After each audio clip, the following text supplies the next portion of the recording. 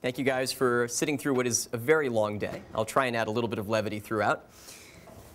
This is a somewhat unusual lecture in the series. The reason is that I'm speaking about market design, which is my field of economics, and it's not one that's in the standard inequality scholars toolbox. It's so far from the standard inequality scholars toolbox that when I told a lot of my colleagues I was going to be giving a lecture entitled Market Design Approaches to Inequality, they asked me what the heck I was talking about. And that was a little worrisome because I'd already signed up to give the lecture. But I pushed ahead and I told them, so here's what I'm going to do. And often enough, I was quoting back some of their own work. They said, oh, I get it. You're talking about how market design can help address issues of inequality. Said, yeah, that's the point. OK, so with that, I at least managed to convince my colleagues that this is of relevance, and hopefully I can convince you as well. Today, there will be a talk in 3 parts.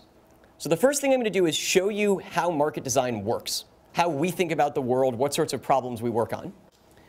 Then I'm going to talk about one of market design's biggest successes of the last decade, which is the design of school choice mechanisms. And then finally, just to prove, a lot of the talk will be, or a lot of the series will be about school choice, just to prove that we sort of do other things as well and that there are linkages with inequality there and other things you can think about. I'll talk about 2 other applications, cadet branch matching and the design of eminent domain mechanisms. And then hopefully at the end we'll have some time to talk and learn a little bit more. Tomorrow will be a little bit of a different structure. So today's talk is mostly a survey.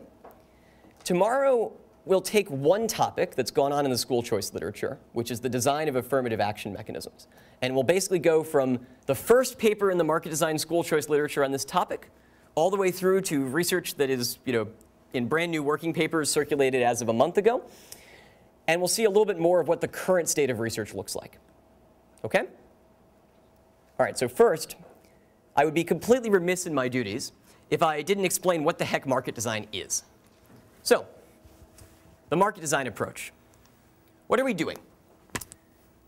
We are applying economics and game theory to redesign institutions. Either institutions where there have been market failures and you need new ones, or when there has never been an institution at all. So sometimes, some of the ones we'll see today, we're going to rebuild existing school choice systems and replace the centralized mechanism with some other mechanism that has better incentive properties. Other times, we're going to do something like has been done in the medical match, where there essentially was no market mechanism, and economists, along with market policy practitioners, came in and built one. So you're going to get 3 different cuts of this what is market design. Another one is that we take theory to practice and then to evaluation. And there's actually a loop. So it's harder to draw in tech. And I decided for the simplicity of the diagram, I wouldn't draw the additional errors from evaluation to theory and evaluation to practice, and sometimes practice to theory. I'll reverse them in the talk when appropriate. But really, unlike much of economics, all 3 of these components are very, very tightly linked here. So an example, and as an example, I'm going to pick one of the earliest applications of matching theory to market design. Theory, 1962, Gale and Shapley wrote a paper in the American Mathematical Monthly. This, some of you may not be familiar with. It's the flagship journal of the Mathematical Association of America, and it's a math journal. This paper presented what's called the stable marriage algorithm, or the deferred acceptance algorithm. It's a way of finding marriage in society in which there's no divorce. We won't talk about exactly why the assumptions of the model don't apply to the marriage market, but it turns out that the assumptions work really, really well for the matching of doctors to their residencies. They assume a single centralized match. They assume that the market clears all at once. They assume that people know their full preferences. This actually sounds a lot like the residency match. So eventually, Al Roth and Elliot Perrinson and some of their colleagues replaced the previous system that was used to match doctors to their residencies with an algorithm that was based on this Gale-Shapley algorithm. So to understand what was going on here, previously, offers were made at one point in time. And then the next year, some hospital would say, I have an idea. Why don't we make our offers a little bit earlier? And so they'd make their offers a week earlier. If you get an offer from your second choice hospital, and it's exploding, it's going to explode in a week, and you don't know whether your first choice hospital is going to call you. Maybe you wait a couple of days, but you often take that offer. Well, okay. When a week and a half goes by and you get a call from your first choice hospital, one of two things will happen. Either you're going to break your contract, and there's a lot of sort of instability in the market as contracts are being broken, or you're going to say, oh, I'm so sorry. I took an offer a week and a half ago. I can't do anything else, although I'd love to work for you. Okay. Well, your first choice hospital says, darn that hospital number 2. Next year, we're making our offers a week and a half earlier than they did. And gradually, the offers move earlier and earlier and earlier until suddenly doctors are taking jobs before they've even declared their specialties. And so you might take a job as a surgeon without having ever performed surgery. And it turns out that you might be really bad at surgery if you've never seen the sight of blood. The entire American medical establishment knows they want to change the system, but they can't figure out what to do. It's an equilibrium problem. In equilibrium, you'd like all the offers to be later, but privately, it's always optimal to make yours earlier than everybody else's. And so imposing a new mechanism can be a good solution to this problem. But your new mechanism has to, among other things, change the incentives for the early offers. So in the Roth survey you guys read, he talks about the gastroenterology market. To stop the gastroenterology fellowships from making early offers, they actually had to make a profession-wide change in the rules on contracting. So they changed the rules and made it so that you could always accept an early offer, but that you could not contract away your right to take your match partner.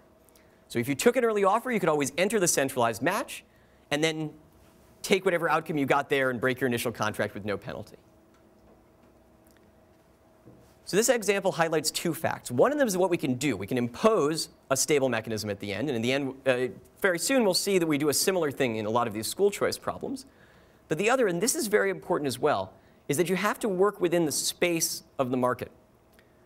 So if there is this incentive for early offers, if the people making the early offers have market power, so if they have the right to contract with you that you will accept an early offer and you won't enter the match, then it's hard to scale the match. It's hard to get participation there because the hospitals, who have a lot of market power, these fellowships are valuable to the residents, can try to give away, or can try to get residents to sign away their rights. Okay? So theory tells us here's an algorithm you can use, but there are all these concerns that are specific to the market when you're taking the algorithm to practice. Then evaluation. So first of all, the market was stabilized. They did quickly realize they had to add a feature that would allow doctors who were married to other doctors to try and match to similar locations, the couples match. But now, we can even use some of the data generated from these matches to understand, big trends in participation and in the composition of doctors and in the desirability of different positions. There's some work on this that's been done around the couples problem. There are now some students working on trying to get back out, do structural estimation to try and back out preferences. And from there, it's always possible that it will come back to theory. We'll see more versions of this loop in practice. OK, third cut. What's market design? Economic engineering. It's different from most branches of economics in that it's not predominantly descriptive. Instead, we take a theorem and we impose it on reality. Okay? We have some model that says if people submit preferences of the following type and we pipe them into an algorithm, the outcome has some nice property. And maybe the algorithm incentivizes truthful revelation. And this, you can actually do. If you have a mechanism that's strategy-proof, there's no incentive for people to game the system, you can impose it, and the amount of gaming goes down and sort of reduces to noise from people who are confused.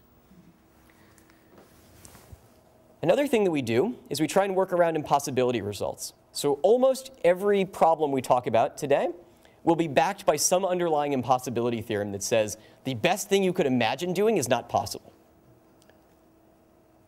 Lots of mechanism design stops there. There are tons of negative results throughout mechanism design, but that's sort of not very good if what you want to do is actually change a real-world market.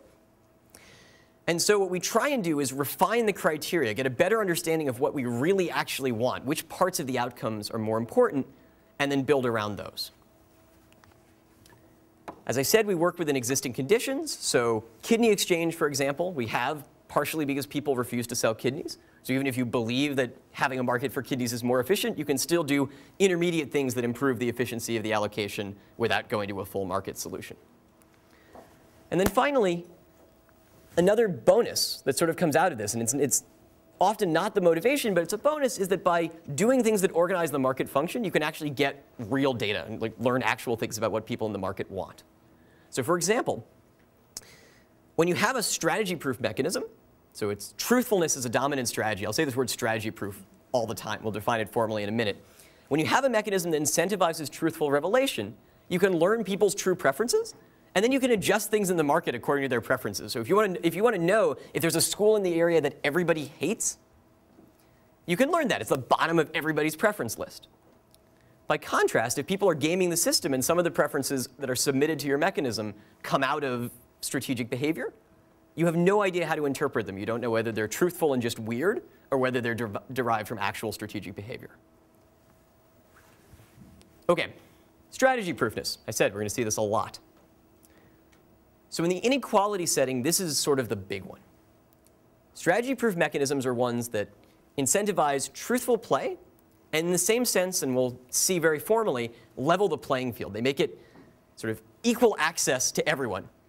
Or they make the system equal access to everyone. You know, there's no gains from being someone who can do really hard computations in your head. Market thickness, I also talked about this one. If you're going to build a market mechanism, it has to be one which incentivizes participation. People have to want to use it.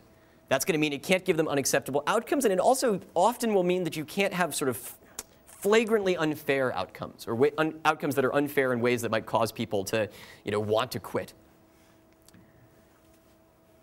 We also, as I said, we set down evaluation criteria. We think very carefully about the problem we're trying to solve. Again, when you're working against impossibility theorems, you have to do this. But in general, we try and have a dialogue with policymakers to understand what they want and build a mechanism around their goals that will also do things like improve incentives and market efficiency. And then this one's really important and I think doesn't get enough attention.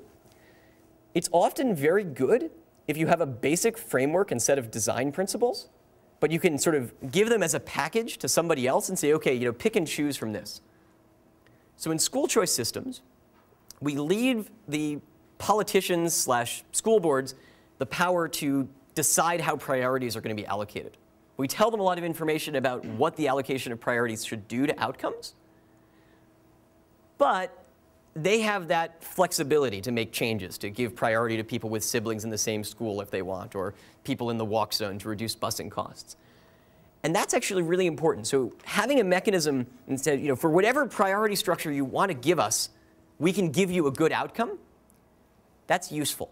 People like that because they feel like they have control, and in some sense they do. They can actually adjust the mechanism on their own to more effectively reflect their own policy goals. Yeah? So market thickness, is this something that's required for market design to work, or is this just you're stating it as a goal? It's a good question. Sort of both. So sometimes thin markets do work. Markets often work better when they're thick. So it's both. When we design a market, we'd like it to be one that encourages participation. Actually, the example for this I always give is dating markets. Right? So I was thinking, we've created markets for pollution, say. So this is actually a place where you might want to promote thinness. Yeah. What exactly do you mean by that? Well, they've created markets to trade, you have the right to pollute a little bit your factory or something, right? But at the same time, society kind of did this to reduce pollution, right? So there's a difference between thinness of the market and sort of thinness of the usage, right? So a lot of these pollution markets are about trading credits. We've set some total cap on the amount of pollution we want to be able to create, and we're trying to figure out the efficient way of distributing it. So in the pollution markets, we actually have this big international problem where we want all of the countries to sign into the same pollution market in some sense. But many of them won't, and we don't have any way to enforce it. So thickness here would mean having all of the participants playing in the mechanism and the existing trading system, rather than some of them playing outside. And so in fact, in that example, getting the market to be really thick would mean that in fact we'd have our cap as a sustainable and enforceable thing. Whereas when some people exit the mechanism and go outside of it, they could pollute all they want because we can't enforce anything on them. That said, so there I think we would want to be encouraging thickness, and the idea of the market mechanism is sort of has as one of its constraints the amount of pollution you're going to allow. That said, I started to say dating markets. We often try and think of these online dating platforms as ways to thicken a very thin market, which is the market of people meeting each other, sitting in coffee shops. Didn't actually intend that to be too funny, but okay. That one I did. I wonder if I iterate this, will it work? Apparently so. Okay, good to know.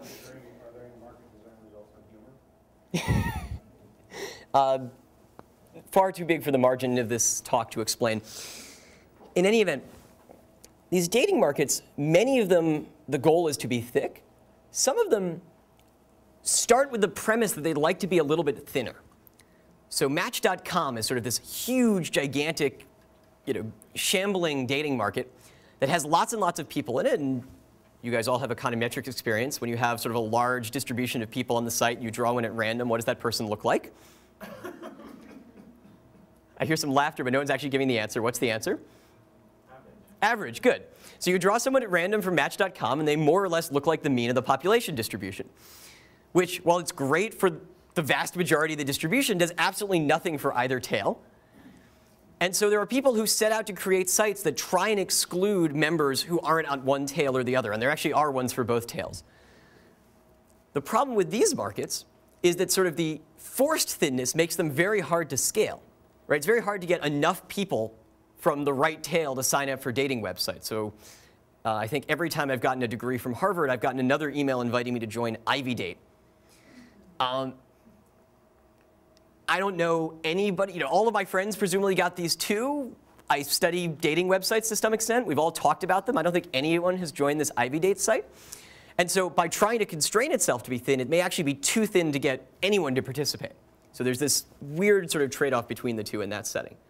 But generally, and certainly for examples where it's going to be sort of a public political mandate like school choice, we like thickness. We don't want it to be the case that everyone is going to walk out of the system and say either go to private schools or just try and contract with the public schools independently. As an aside, that was what was going on in New York before. So before the redesign of the New York high school matching system, the schools were actually holding out huge fractions of their seats, like a third of their seats, for people who would get bad allocations in the actual mechanism and then would call their local principal and say, hey, I live next door to you. Can't I go to your school? And they were all doing this. And so there was an existing market, but it wasn't really thick in the sense that nobody actually was participating in it. OK. But very good question. The thickness is going to be one of the biggest tensions throughout all of this. For school choice, we really are going to need everybody to play the system, play in the system. They're not playing it. They're not gaming it. But other places, it's a real tension. How much do you want the individual rationality, the sort of entry constraint, to bind relative to other things you'd like to do with the mechanism?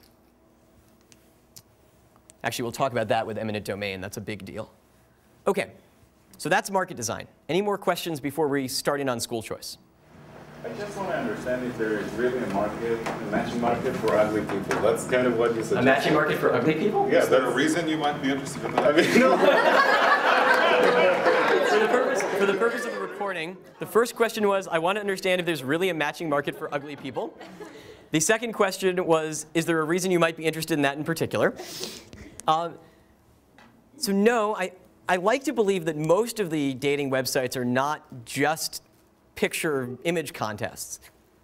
I don't actually know that. I don't know how people use these things at that level. That said, there are dating sites for groups of people that sort of aren't very thick and aren't necessarily desirable by the majority of the people using the dating site market. So for example, their dating only target substantially older people. Like there are dating sites for like baby boomers on their third marriages. Substantially, I said. I'm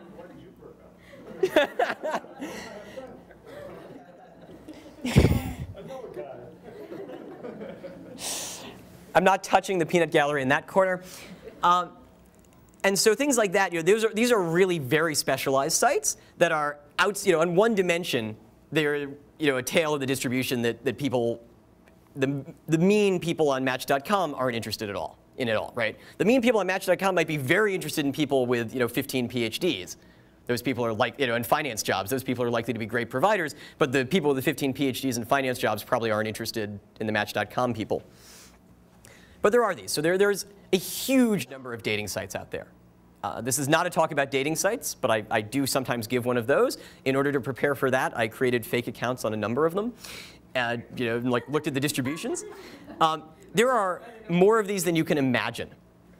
We'll leave it at that. OK, good. School choice. Oh, sorry. Go ahead. Yes.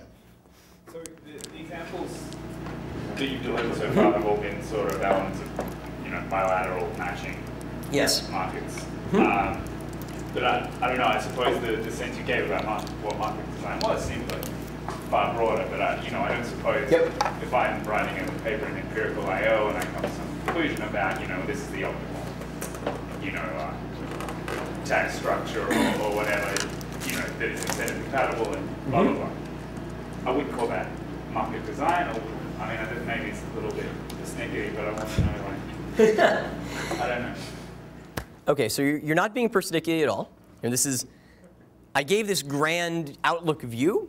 The grand outlook view is the way I think about economics. And I think about optimal taxation as at least to the extent that people want to apply it, as being in sort of the same general tradition. I don't think any market designer would be imperialistic enough to claim that all of that optimal tax literature, that was really part of us all the time. That said, it's more a way of thinking about economic problems. Like it's almost, it's the engineering approach to economics. I happen to think a lot about matching markets, and so lots of the examples and good stories I have come from the world of matching, although this eminent domain work I've been a part of and is not about matching. It's really more about auctions to a certain extent. But thus far, market design as a formal field has thought mostly about auctions and matching theory. These have sort of been the two big spurs, and then there are other things. There's design of internet reputation mechanisms, sort of this additional corner. But mostly, those are the two monoliths of the things that have been done by people who are sort of actively thinking of themselves as market designers and trying to do all components of that chain. But that said, I hope you guys will think of this as a way of viewing economics, and that I'm going to present to you an example that shows you that thinking about economics in this way can be useful, and not view it as sort of, you guys should all go off and write papers on school choice. In fact, there are tons of papers that have been written on school choice, and what I'd love for someone to show us things like, that look more like taxation interacted with the market design approach. So, cool. Ready to move on to the example? Cool. All right, school choice. So, what's the setting? We're talking about centralized mechanisms for matching students to K through 12 schools predominantly. Some other countries use similar mechanisms to match students to colleges, public universities. There's a lot of this sort of thing going on in Turkey and elsewhere. But for now, we're going to stay in the US, and we're going to stay K through 12. The students, by which we really mean their parents, but because the literature said it's the students, we're going to speak of it as being the students. The students are the strategic agents. This is you guys possibly about to enter first grade being strategic. But think of it, when you're trying to imagine how the students are doing this, think of this as parents. The seats are the goods, and the students each only want one seat, so you only go to one public school. And this, as I mentioned, this flexibility component, priorities at schools are actually exogenous. So in the doctor-hospital match, the hospitals have opinions about which doctors they get. In the school choice matching, most of the time, so standard public elementary schools do not care which students they get. So long as you satisfy whatever global priority goal the school system had, they're happy. All right, some notation. I promise we won't use too much notation today, but this will just help us formalize what our actual goals are.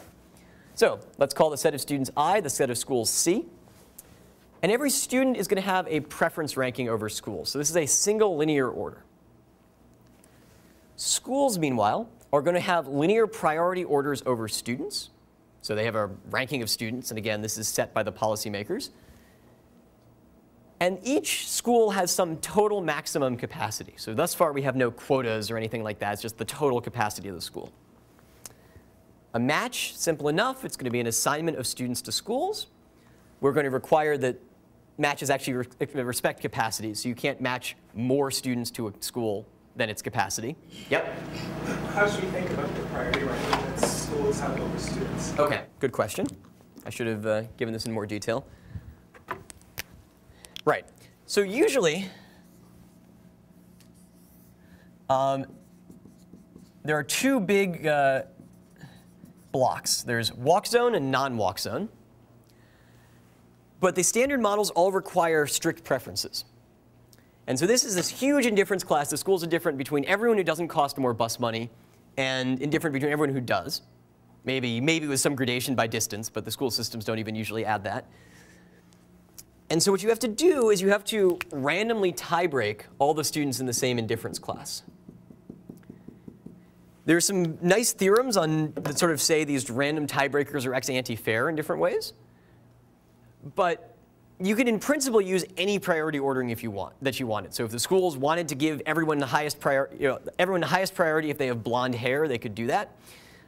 In practice, we don't think we don't tend to run into school systems that have that as one of their criteria. Instead, it's more about walk zone, non-walk zone, or sometimes also siblings. So if you have a sibling and you're in the walk zone, if you have a sibling and you're in the non-walk zone, they let you, get additional priority for having a sibling at the school. Although some of my friends have said they'd rather have additional priority go to any other school, but that's an aside. The other thing to think about here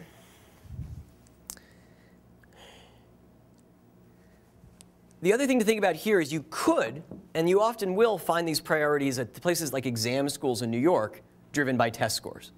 So the priorities in the standard model have to be the same within a school. So uniform within school,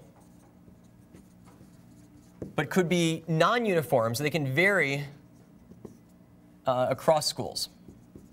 So if you think about this walk zone thing, it better be that way, because if you're in the walk zone for one school, you're not necessarily in the walk zone for a school that's 20 miles away. But it's the same. It's one strict order within the school, so it's just a single pi c. But it might vary tremendously across schools. Yeah. I was also interested in, and maybe if you'll talk about this later, feel free to punt on this, but you can tell us about the timing, because I mean, I'm under the impression that students approach schools, and so like the students have full information about the universe of schools, but the schools don't necessarily have full information about the universe of students. So that's kind of like where I was going with this question. So if you're going to talk about timing, then you can definitely. I see. So the timing, think of all of this. We're doing design at the time after the priorities have been set, and the students are about to file to the school system a ranking of the schools they would like to go to. In fact, that's the next click. So a mechanism, given submitted preferences, the students are going to mail in, here's my ranking over schools. And then something is going to happen that takes as input the priorities and the students' rankings and assigns students to schools. OK? That's the timing. But they've already taken all of their exams. That is important. OK. So first thing, very basic design goal. If we didn't have this, we'd kind of be in trouble. We want to stop the students from wanting to drop out. We only want to assign people to schools that they find acceptable. A little bit more subtle, we'd also like to eliminate justified envy. So this means that if I envies J, then J had better have higher priority than I at J's assigned school. So if I wish I could trade with J, it had better be the case that not only does J not want to trade with me, but that the school prefers J under its priority order. It has more desire. Maybe J's in the walk zone and I'm in the non-walk zone. Oh, sorry. Other thing on elimination of justified envy. This is classically called stability, and I'm going to use these terms interchangeably throughout today and tomorrow. Stability also at times absorbs the individual rationality, because you can add a school that's called being unmatched. Again, I'll absorb that in when it's convenient. When we talk about wanting stability in the market, that basically means that we don't want people to try and contract outside. So if you think about it, if we haven't eliminated justified envy, you could get on the phone and call your second choice school after being assigned your third choice and have the second choice school say, oh, yeah, I'll just kick out Jay. You've got higher priority than him. You should come over here. And similarly, so that's a way in which the market is unstable. It would sort of fall apart after we made the assignment. And similarly, this individual rationality component, if people are just going to quit the school system willy-nilly after the assignment, that's also sort of instability in the market. So stability is going to unify all of these ideas. Yeah? What do you mean by envy here? Like what aspect of So envy formally just means if you prefer J's assignment, so mu of J, to your assignment. So it's you wish you could trade places with J, wouldn't that be nice? It has to be the case that if you try, the school will say no. This is essentially why I set out the notation. Most of today's talk is not going to be in notation, but somehow this concept and this one are easier with it. Strategy proofness, I've said before, truthfulness is dominant. This just means that revealing your true preference relation is better than revealing some other preference relation. And in fact, it could be for any opponent's input. So I guess I should make that like P negative I hat or something to mean that it's independent of their choice of input. This is technically formally correct, but not necessarily as clear as it could be. Pareto efficiency, another thing we like. So we're in an ordinal preference domain, so most of the time we'll only be thinking about Pareto efficiency concepts. And then finally, and we won't talk too much about this today, but it's often the case that we want a school choice mechanism to respect improvements in priority. So what does this mean? This means that if your priority goes up unambiguously, so if you move up in school's priority rankings and nobody else changes, your outcome should improve. Right? This is a pretty natural sounding thing, right? We give you strictly higher priority, you do better on your tests, then you should get a better school. Turns out that not every mechanism that exists in practice actually satisfies this property. Again, it's sort of had a lesser component in the debate, so we'll just sort of flag it when it's relevant. But another design goal for school choice that's been sort of part of the classical literature, like it goes back to the very first paper on school choice, is this respective improvements component. Okay, so these are, yeah? stability and Pareto efficiency is related somehow? Yes. So the question was, are stability and Pareto efficiency interrelated somehow? The answer is yes. The sub-answer is not in the way you'd like. They're essentially mutually exclusive. So we have the backdrop, this nice theorem. There are about 3 different impossibility theorems that are the backdrop for school choice. I like this one of Owner-Kesten's the most. There's no Pareto efficient and strategy proof mechanism that always selects a match that is both Pareto efficient and stable whenever such a match exists. So a stable match is not necessarily Pareto efficient. It might be sometimes. You can't write down a matching mechanism which will always find that one if there is one. That's really scary, right? That means that efficiency and stability are going to be in formal conflict for everything we're doing today. Can you provide some intuition for that? Provide some intuition for that result. Positive information. No, it's not. This is all complete information, so it's very much not that. No, you have ordinal information. That's positive. Oh, sorry, positive information in that sense. Yeah. That sends interpretation. Yeah, so that's more or less right. To give a sharper. So a sharper statement of what's going on. Well, it's a little. Let me show you the deferred acceptance, the stable matching mechanism, which is the next slide, and then I'll be able to give a slightly better answer to this question. Because it has to do with sort of stability rules out all blocks. This has to do with blocks that don't actually matter, if that makes any sense. Okay. So how do we get stable outcomes? This is the standard answer. This is more or less the same mechanism that appeared in the Gale-Shapley 1962 paper. So we call it the student optimal stable mechanism, also deferred acceptance. Each student applies to his first choice school. And then each school tentatively holds its highest priority applicants up to capacity and rejects everyone else. So you think about this, the schools are lined up on one side of the room. Everyone walks over and proposes to their favorite school. The schools collect their best bundle and reject everyone else. Now, if you live in most school districts, one school just got tons and tons of proposals and had to make tons of rejections. Well, now everyone's been rejected, who's been rejected goes and proposes to their second choice. So that's the next step. So anyone who's not currently being held applies to his or her most preferred school.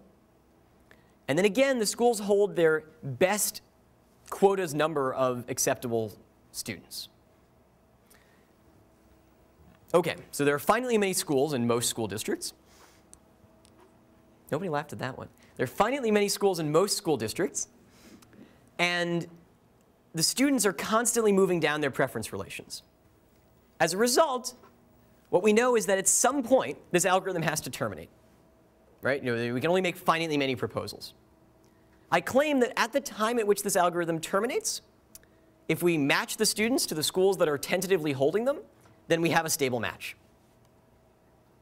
OK, well, fact one.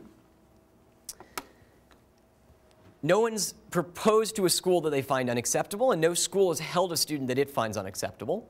So there's none of this, you know, unilateral dropout. And meanwhile, suppose there were some justified envy. So there's a school that I like that wants me. Well, I should have proposed to it earlier than to my current match. And if it wants me instead of one of its current students, it should have held me at that time. So that's a contradiction. So we can't have either of these, you know, stability problems going on. Strategy proofness comes a little bit more difficultly, but it comes out of the structure of stable outcomes. It turns out that sort of there's alignment of interests, and there's a unique best for students stable outcome. That's why it's called the student optimal stable outcome. Yes? Oh. And so this alignment of interests guarantees that it's optimal for students to reveal their preferences truthfully. The impossibility theorem had better tell us that this isn't Pareto efficient. The question was, what's going on with Pareto efficiency? So I still feel like what I should really do is just add to tomorrow's slides a copy of the simple example, because I'm not going to be able to reproduce it off the top of my head. It's a reasonably large, simple example. But essentially what's going on is that during this algorithm, you might knock out students by going to schools that you won't end up at in the end. And that's where the inefficiencies are coming from. So like, you'll essentially prevent potential Pareto trades by blocking a match and then leaving the school and going somewhere else. So you block a match at a place you'll eventually get kicked out of, and then later the person who goes there, you know, could trade with the person who you kicked out. So it's like, let me see if I can draw a diagram.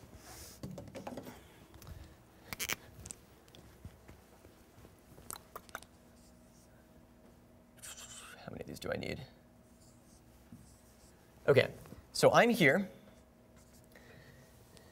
And somebody comes in and kicks me out. So I was going to do Stephen, but that's another S. So Durlauf comes and kicks me out. And so now I go over here and take this position.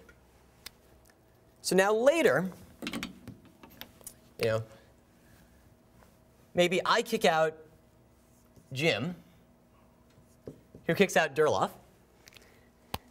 But really, you know, so Durlauf never actually takes this position.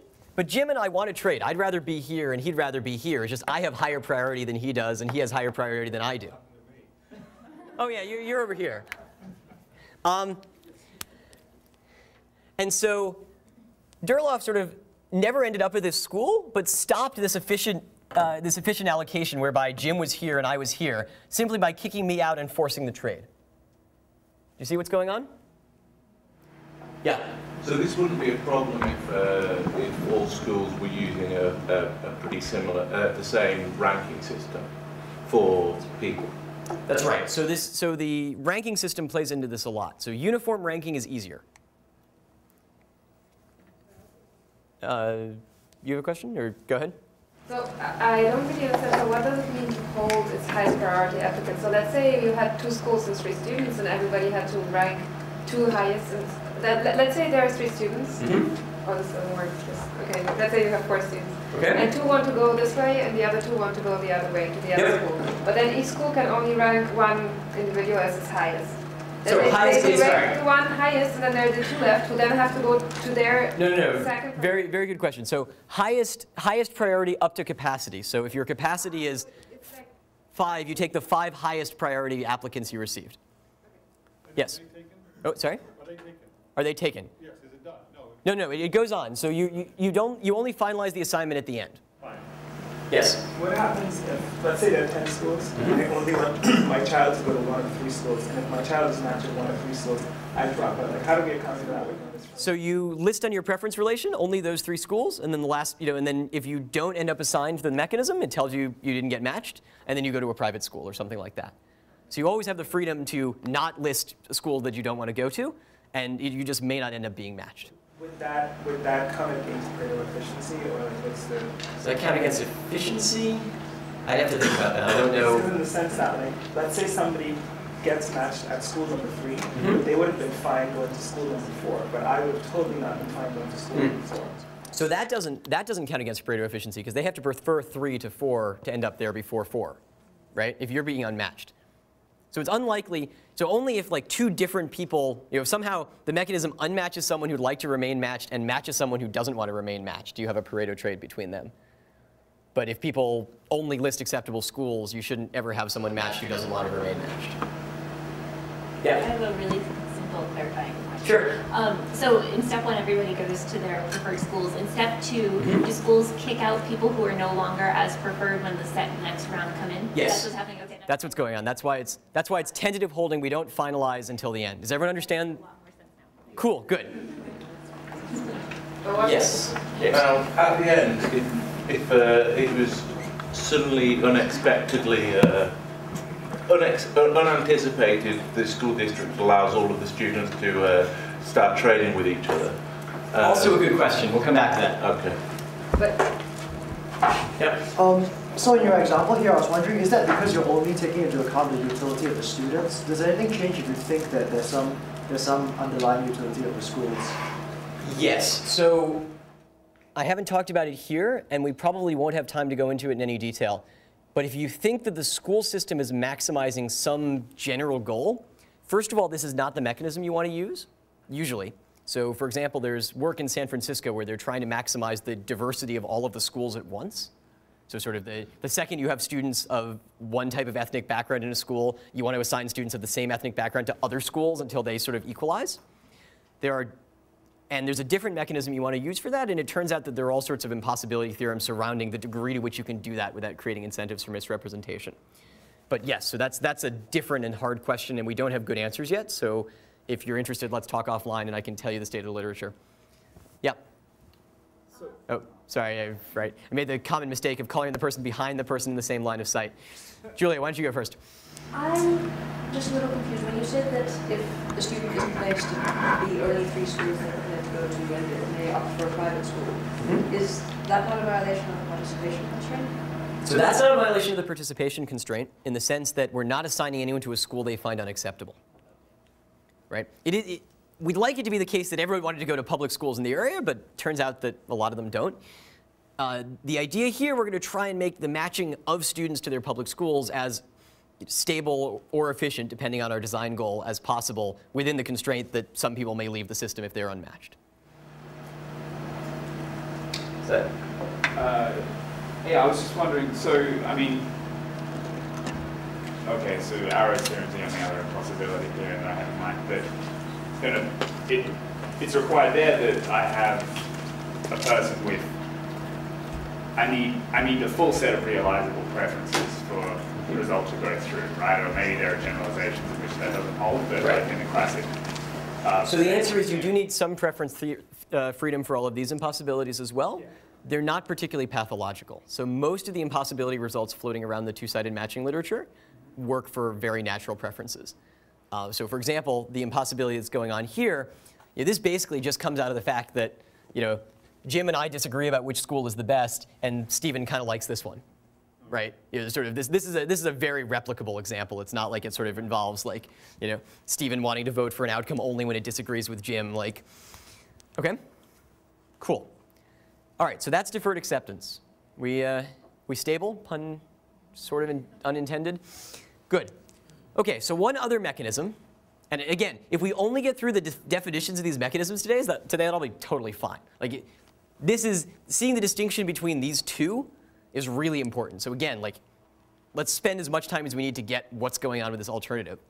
So this is called the Boston mechanism. The reason for this is that it's been used in Boston school choice and was up until pretty recently. Each student applies to his first choice school. And now, remember last time we had this holding. So we had this discussion whether they finalize the assignments then. Now we do. So each school actually accepts its highest priority applicants up to capacity and rejects everybody else. Okay, big distinction. So now we iterate, every not yet accepted student applies to his next choice, and again, the school accepts its highest priority applicant. So by contrast, this mechanism is Pareto efficient, but it's neither stable nor strategy proof. So strategy proofness, that's the one that's going to matter here. Why isn't this mechanism strategy proof? Well, Good. What was it? Well, if you're better than all the people who have as their first choice your second choice, but you're not better than all the people who have your first choice as their first choice. Yep. You want to pick your second choice. Right. So what Elizabeth said is that if there's a lot of competition, a lot of people are going to beat you out for your first choice, but you're better than all the people who want your second choice first, you should list your second choice first. Does everybody see that? Okay. That's exactly what's wrong with this mechanism. And in fact, when run, it generally has the property that, your fifth choice is the highest choice that's free if you don't get your listed first choice. So meanwhile, despite this, it's extraordinarily popular in practice. So why do politicians like this mechanism and often come up with it on their own? Freedom? Simple, okay. But what's particularly good about this mechanism? What can you put on the front of the paper? Oh, lots of students get their third choice. Right. So if everyone plays the strategy correctly, everyone's going to get their first choice. Because you're all going to rank as your first choice, the school you get in equilibrium. And in fact, that's what happens. So when you use the Boston mechanism, lots and lots and lots of people get their first choice, and it looks great. Well, except what's going on? So the schools have to tell you. The school systems actually tell you that these first choices, sort of a little bit of an issue.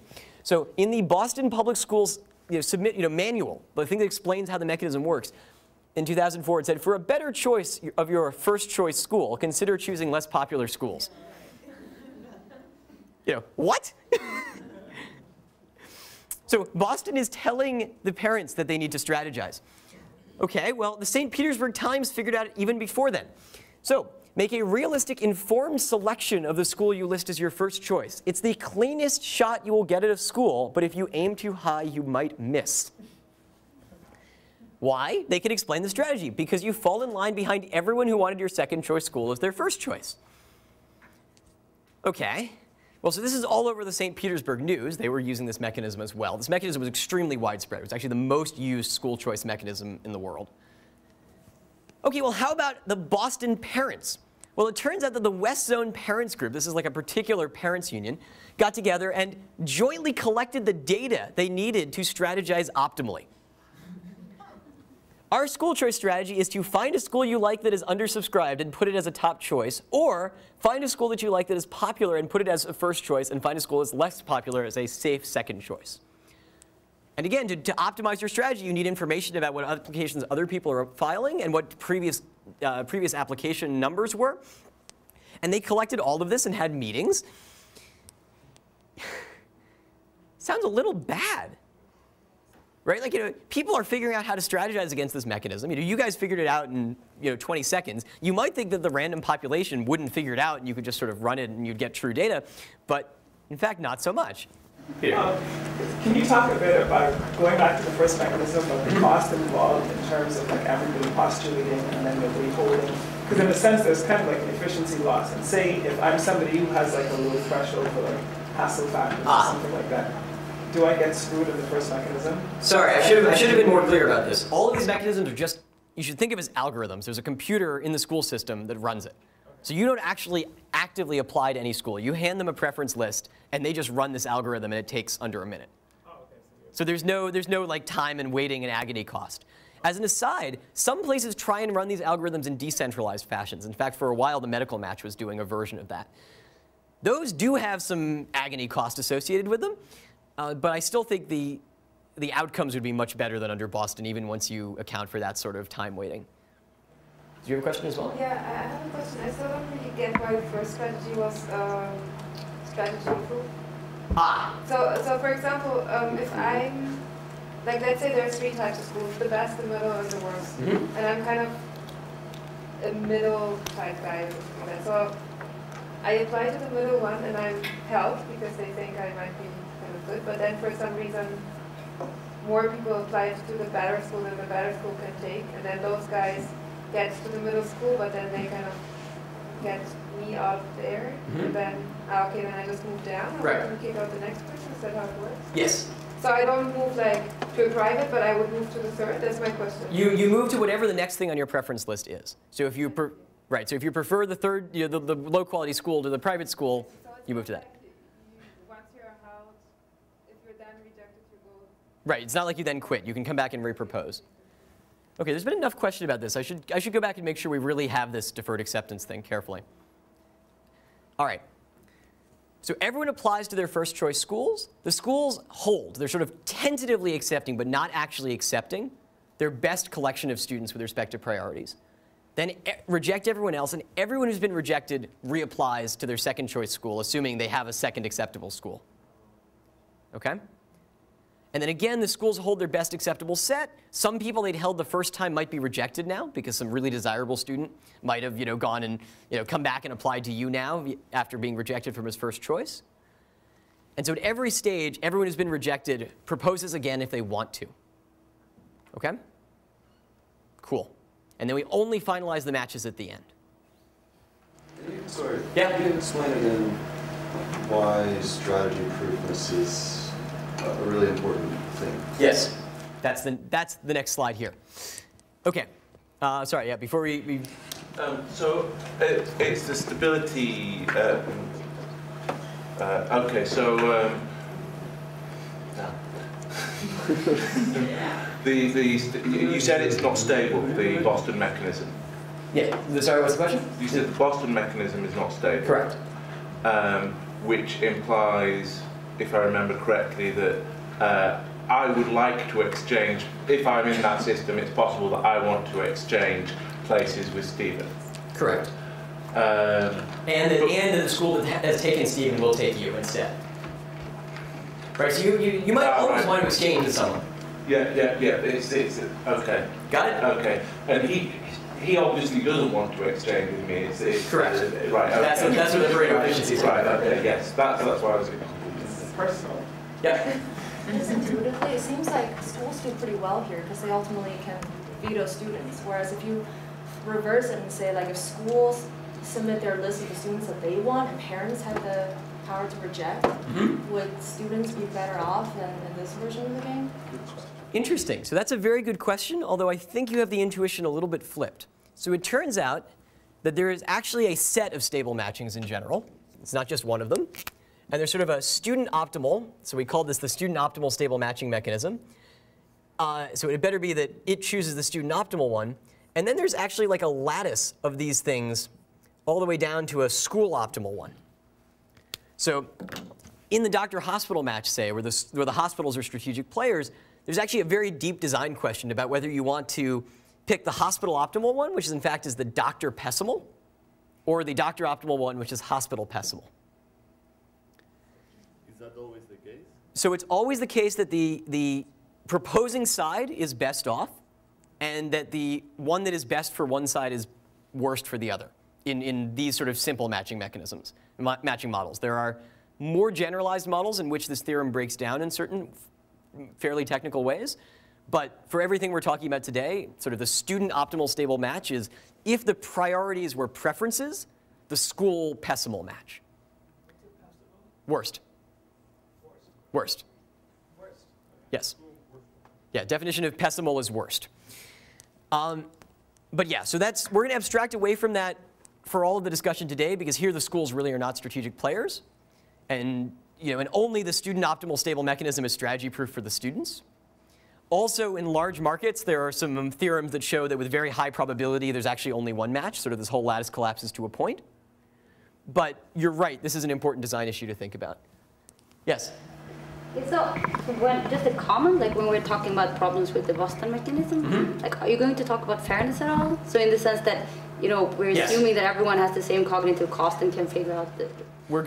It's exactly where we're going. So that and the why do we care about strategy proofness again question are exactly the right transition. Thank you. Okay, so some parents aren't good at strategizing. That was the last question, right? So we're going to assume these unsophisticated parents just submit truthfully. And this is, this is natural default behavior, and we also have a lot of experimental and anecdotal evidence that suggests that this is true. And so meanwhile, we're going to let the sophisticated students best respond. So what happens? Guesses?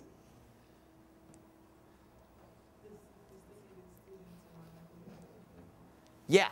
So the sophisticated students are substantially more likely to get what they want. So Parag Pathak and Typhoon Sunmeds have this great paper. It's the only other one I strongly suggested you guys read ex ante, so hopefully most of you have glanced at it. It says, under the Boston mechanism in equilibrium, the sincere students are basically losing their priorities to the sophisticated students. The ones who play the optimal strategy are just stealing schools from the sincere students. And moreover, the sophisticated students never lose priority to each other. So best responding allows you to react to the people around you. And this might cause some chaos in the sincere students' allocations, because they might get priority at the expense of other sincere students. Meanwhile, there's some coordination required. There are multiple equilibria, and so the sophisticates need to coordinate their equilibria, but assuming they manage to do that, then they actually prefer the outcome under Boston to the outcome under the student optimal stable mechanism. So they're not just gaining relative to the performance of the sincere students, but they're actually gaining relative to other other systems with better incentives. Did you have a question? Maybe. Mm-hmm. Okay, I might have an answer. I'm thinking about, like, if I don't get my first choice, is that really considered like winning? I mean, I may get my second or third choice. I know we're thinking, oh, if I don't want to go to any of these other schools, I'm just not going to put them on my list. So, but if I'm putting down my second choice as my first choice because there's going to be a lot of competition, right, I really would rather go to this other school. Yep. Yeah. So we're not going to talk about it today, although it has a bullet point on one of these slides that's coming up that says, look, there are two different ways your first and second choice could differ, right? This is 1 and this is 2, or this is 1 and this is 2. It's like one of these ophthalmologist appointments. 1, 2, 1, 2. The marginal cost of sending this guy to a second in terms of efficiency is pretty low. The marginal cost in this guy is really high. We'd like this guy to go to the second choice school, assuming they have the same actual schools, just different marginal utility losses. Turns out that there's some evidence that, at least in very specific stylized models, Boston can sort of incentivize, this guy's more likely to go to end up in the second choice school. So there is some way in which, when you bring in cardinal information, there might be a little bit of value to Boston. But I tend to think, and we've mostly decided that that's eclipsed by the fact that the sophisticates are doing a really good job at the expense of all of the sincere students. A bunch bunch We'll start in. Just remind you that there's a question on the table, and it's a good point because you just mentioned cardinal information. Yep. You haven't talked about any interpersonal. Well, you have implicitly, but interpersonal discussion. So, what is behind the results? In other words, is there a paucity of information? Remember that? The possibility of that? Yeah. So I understand the basic question, but I understand the basic issue, but I don't understand the question. What is behind the results in what sense? What's the intuition? The original question was, what's the intuition of the impossibility result? Oh. There are intuitions for many impossibility results, including arrows. Right. So I thought I gave this explanation. So it's not about paucity of information. You didn't see the example about Stephen and Jim? Yes, I did. You did. Okay. So it's not about. I don't believe it's about paucity of information. It's just about the fact that we're allowed, by ruling out all possible blocks. It's not that we don't know whether Stephen values going to this school more or less than I do, but rather just by allowing him to block my going to the school at all, sort of for any utility value, which, he has higher priority there. So even if he has low utility, we allow him to do, or low marginal disutility of being kicked out, he kicks me out but doesn't actually end up here. Okay, so that's that particular mechanism. What about another mechanism that works well? I'm still not sure I entirely understand the question then. So this mechanism is going to be Pareto efficient. And as I said, it will allow us to get some cardinal information, but has these major strategy proofness problems.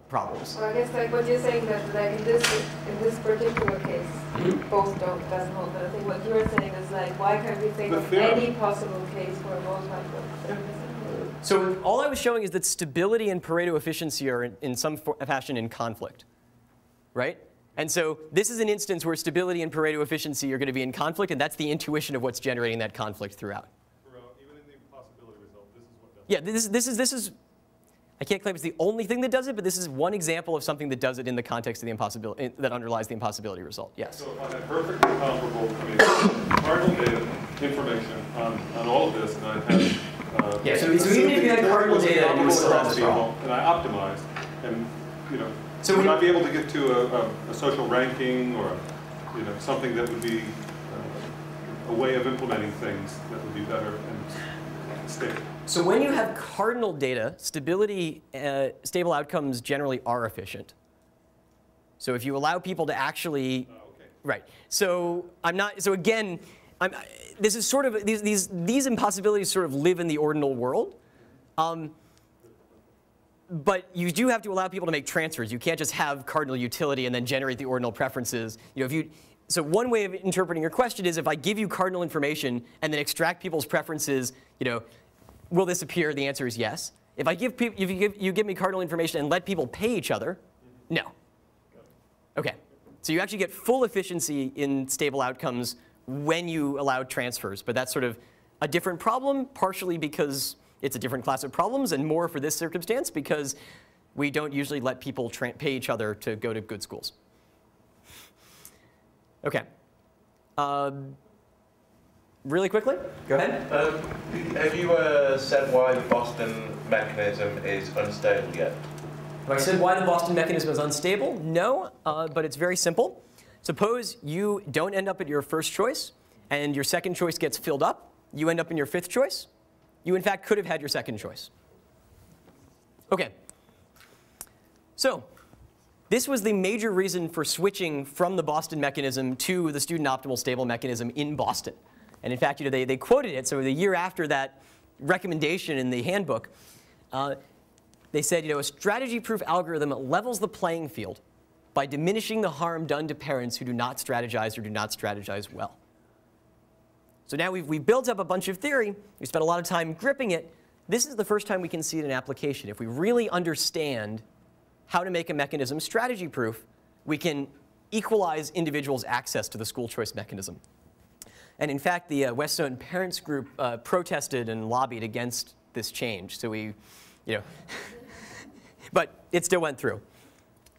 So they now use a version of the student optimal stable mechanism in Boston. OK, so we've talked about New York and we've talked about Boston. Both of these economists were involved. Tayfun Sönmez and Al Roth and Attila Abdülkadiroglu and Parag Patak got together and worked with the city officials to change the mechanisms. Meanwhile, in both England and Chicago, there were existing school choice mechanisms, both based on the Boston mechanism, which were abandoned without anyone talking to economists at all.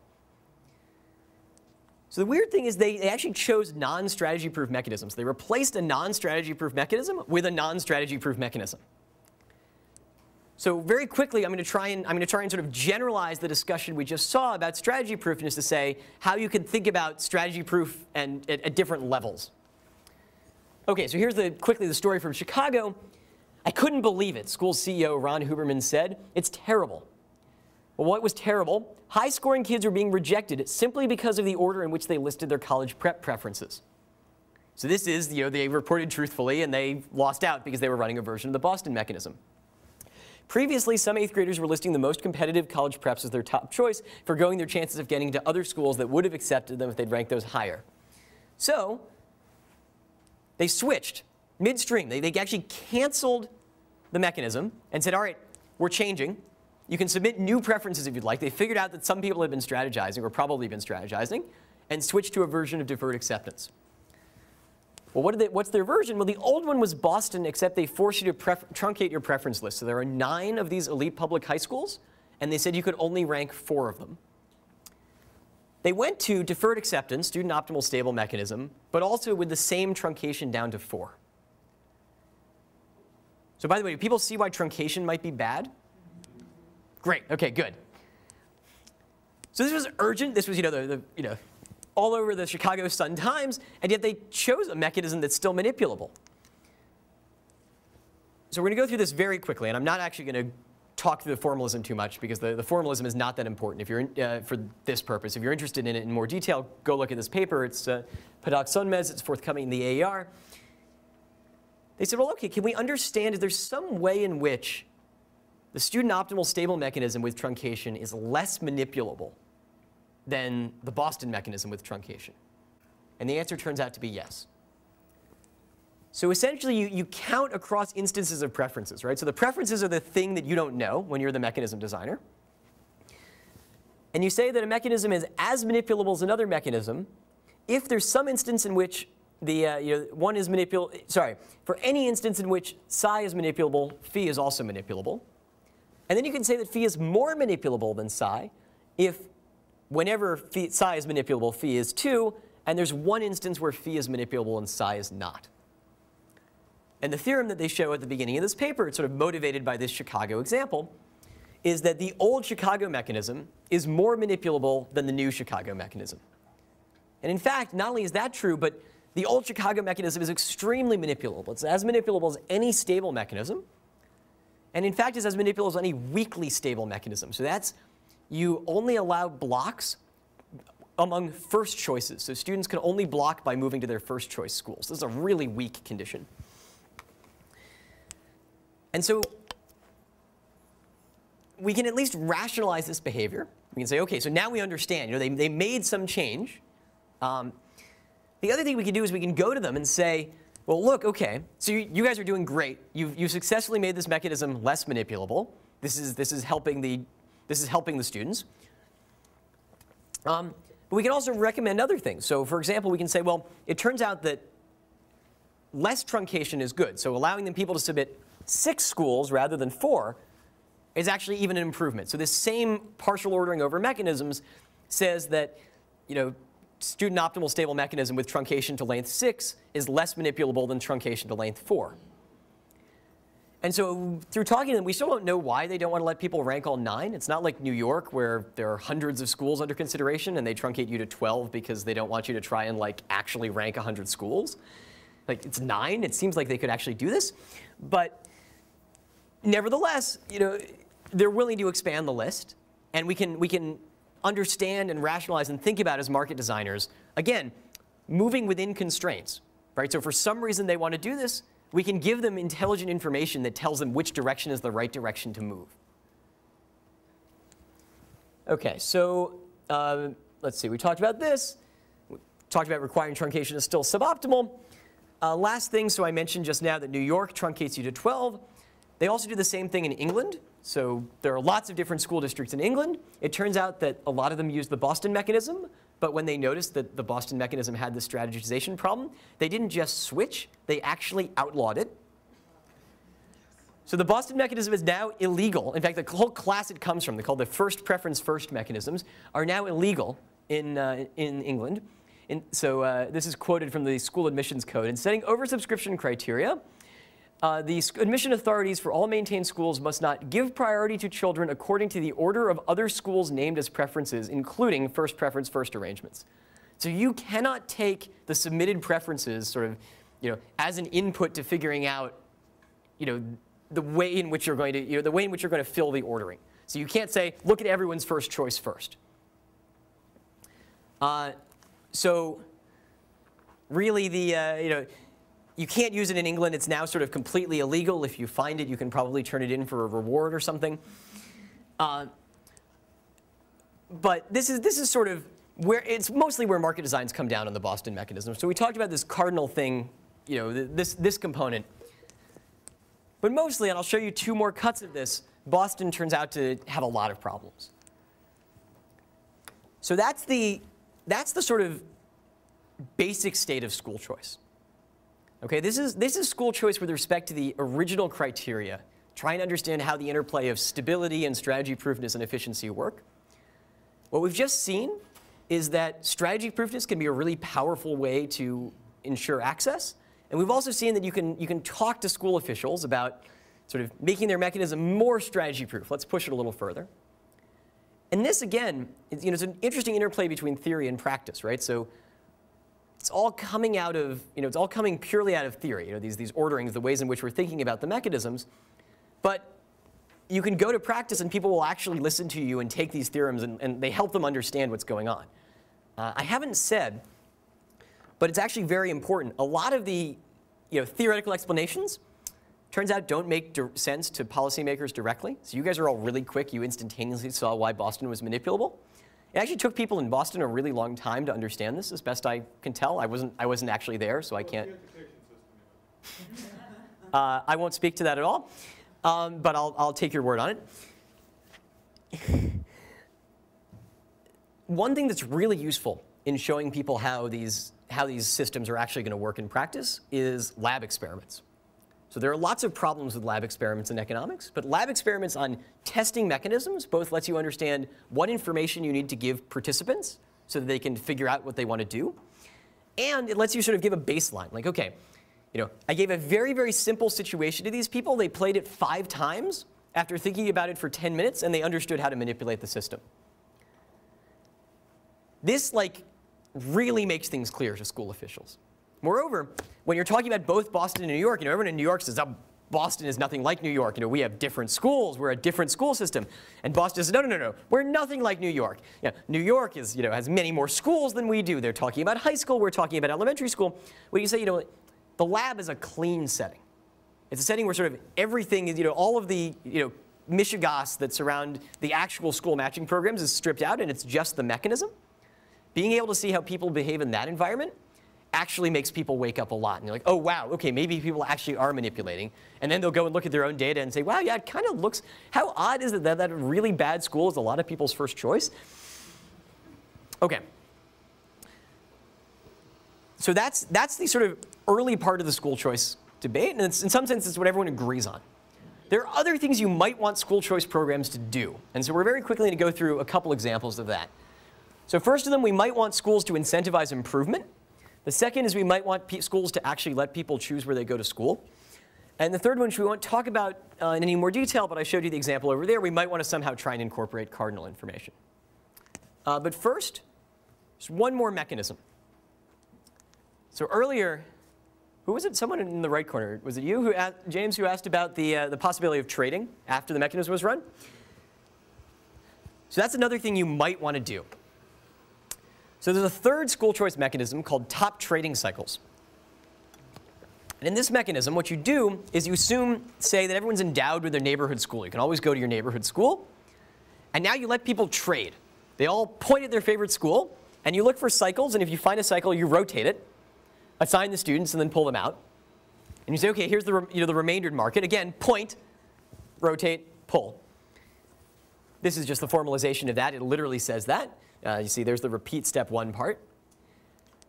This is Pareto efficient and strategy proof. It's not stable in general. You can see where the Pareto efficiency is coming from because we're basically making a lot of Pareto trades. To answer your question, there's also been a discussion of this thing called stable improvement cycles, which starts with a stable mechanism and then runs sort of a top trading cycles like round at the end. The problem with that mechanism is that it's not strategy proof. So if you give people an opportunity to trade after they've been assigned, now they have an incentive to grab the most valuable endowment. So everyone applies to the top school because they know lots of other people want it. But OK. Meanwhile, top trading cycles, although it's recently been used in New Orleans and possibly San Francisco. I was not involved. Some other market designers did some work with San Francisco's public schools that at the very last minute they backed out of because they were worried that we might use their data to write papers suggesting that their schools were bad. I think it was in LA, some newspapers, some journalists used the Freedom of Information Act to request a lot of data about how teachers' students were performing, and then were able to run regressions showing that 2 classrooms right next to each other, one was increasing their students' test scores by a huge fraction, one was dropping them by 2 grade levels. And the principals were fielding phone calls. So why is my school in the room on the right, not the room on the left? I don't understand.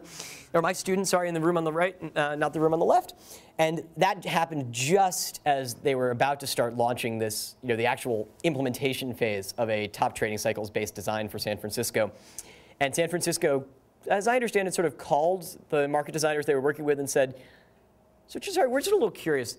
Do we understand correctly that in principle you guys could do this sort of study with the data we've been planning to give you? I mean, yeah, in principle, that's probably right. These are we're academics. We're completely honest about this sort of thing. I said, yeah, that's what we thought. Thanks. And then, the next day, they decided they were going to take their school choice program entirely internal and not let us see anything. But we do know that this is being used in New Orleans, and we think it's being used in San Francisco. We don't know. The reason this was originally proposed as one of the replacements for the Boston mechanism. As Typhoon tells the story, the reason they didn't use it in Boston was that the Boston people were first of all very excited to use something that looked like the medical match, because everyone knows the medical match works. So they wanted something that looked like something they understood, even if it wasn't necessarily optimal. And incidentally, the reason it wasn't optimal is that the Boston the mechanism they now use in Boston, the student optimal stable mechanism, assumes two-sidedness, where in fact, really it's a one-sided market, and this is like how you trade in a one-sided market. The other thing is they didn't like the idea of students trading. It kind of sounds bad if you're the students who live in good school districts are like trading their schools with other people. And in a second, we'll see that it actually kind of looks bad in some formal way as well. But OK, so this is the third mechanism under consideration. It's cropped up in different parts of the school choice debate. It hasn't been applied as widely as the others, but it's also very important and I think quite useful. Yep. From where I missed something, yep. My preferences are over the other kids in the school. So Stephen's just asked a very good question, which is, what happens if you have preferences over other people in the school, who you care about your colleagues? This is a very hard problem. Like, in some sense, it's a very, very hard problem. So there's another class of impossibility theorems that say if there are complementarities in preferences, there generally aren't stable outcomes. Well, complementarities in preferences look like I only want to go to this school if someone else is going too. That's a complementarity. There are other theorems that say in sort of sufficiently large markets, if the complementarities are bounded, so you only care about whether your 5 best friends go with you and the market gets really big, there shouldn't be problems. But but we don't know exactly when those constants become effective. So some computer scientists tried to work it out. The very first large market paper becomes effective at larger than the number of people on the planet. They were able to drop out a fairly big factor so it became a more reasonable sounding number, like it's smaller than the number of people in the country. But we still don't sort of know when exactly, it depends on distributional information. We don't know when exactly these complementarities are OK and don't pose barriers to design. We actually don't even know whether they pose barriers to design with certainty or with safety, we don't know whether it's safe to run the medical match with couples, because couples have complementarities. They usually like living in the same city. I'm getting laughs. I have no idea why. Yeah, so couples usually like living in the same city, and that is another one of these complementarities. It's like, I care about my colleagues at the hospital, or, I care at least about my colleagues in the same city. So I only want a job in Boston if my spouse can also get a job in Boston. We've run the medical match with couples for years. And in fact, we ran it for years successfully without any problem. And only in the past 3 or 4 years have people started to formally figure out why this might actually be working. So it turns out that if there's enough heterogeneity in preferences and the market is big, these couple constraints look like they're not a big deal. That said, for sort of caring about the complete composition of students in the school at the individual student level, probably very hard. There's a paper by Echenique and Yenmez, Games in Economic Behavior, 2007, I think, which shows that there's in fact an algorithm you can write down that will find all stable matches if they exist when students care about their colleagues at the school. But in general, they may not exist, so you can run this algorithm for a really long time and it can spit out no answer. Yeah, is there work that has to do with types, so to steal Peter's thunder? Suppose that my concern, my preferences are the racial compositions. Yep. Yeah. So it's not individuals per se, but attributes of the population. Then you're in better shape. I know about the paper that's going to be, so again, we only know things in large markets, but sort of we have things that resemble limit results that progress there. It's sort of say in a sufficiently large finite market, you should get to this continuum economy feature. The answer is yes, you're OK in sufficiently large markets. The paper has not yet been circulated, but I've seen an advanced copy of it. I can't claim to have checked the proofs, but I think you're okay. But again, this is all extremely recent. So almost all of the work that's been able to push this frontier has been in the last 2.5, 3 years. Yes? I guess this is a related question. If you're living in a kind of a racially segregated community, or a community where there are a lot of people like you, and then they've got the walkers versus non-walkers as part of the selection process, then it's just perpetuating what's, right? So I mean, so I guess something. That's going to be this part. Okay. Yes, you're correct. so finish it because I want to give you credit for it. No, I think it's just related to Stephen's point. I mean, I think you could just see how you could end up being with types like yourself if you wanted to be. Correct. And in fact, you might not even have a choice. So that's going to be the, hence the choice, quote unquote. Anything else, top trading cycles? So just to clarify, like this discussion about complementarities, then it's very complicated when matching is simultaneous, but when we talk about sequential matches, like with the sibling problem, for instance, then it's actually simple. Or am I? Because you have complementarities when you have siblings as well, but then you've already like assigned one sibling, so yeah, that's right. So it's significantly simpler. That's right. So I just want to push you to be a little bit more careful about what you mean sequential versus simultaneous. So sequential in the sense that, you know, if I get a job in Boston, then the next year my spouse is on the job market, and I try and convince her that she should only apply to jobs in the general greater Boston area.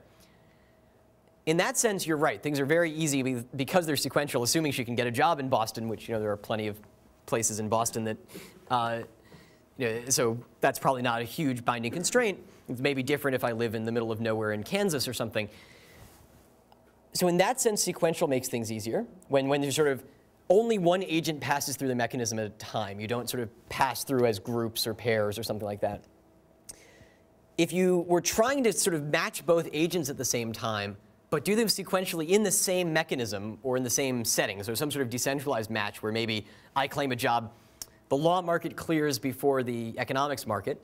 So if any of you have significant others who are in the law, who are going to be law professors and going on the market the same year as you, it actually might be, you know, more difficult if this were really one centralized market to negotiate jobs at the same time, because the law offers are coming in after you filed your applications in economics and you're trying to stall them.